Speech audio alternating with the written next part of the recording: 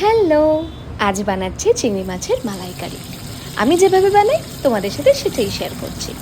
প্রথমে চিংড়ি মাছগুলোকে নুন আর হলুদ দিয়ে হালকা ফ্রাই করে নিলাম। এরপর তেলেতে দেব তেজপাতা, দারচিনি, লবঙ্গ, এলাচ আর সাজিরে। হালকা ফ্রাই করব, যতক্ষণ না মশলা থেকে গন্ধ বেরোচ্ছে ততক্ষণ হালকা ফ্রাই করতে থাকবো।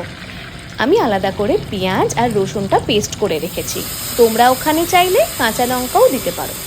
হালকা ফ্রাই করব। এবার দেব হলুদ গুঁড়ো, জিরে গুঁড়ো। আমি এখানে লঙ্কার গুঁড়ো ইউজ করিনি, তোমরা চাইলে করতে পারো।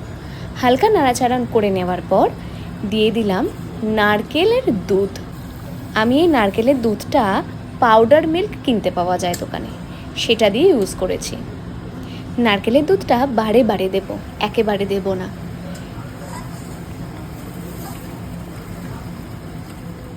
এবার দিচ্ছি পুরো নারকেলের দুধটা, যতটা বাকি ছিল ততটা আমি দিয়ে দিলাম।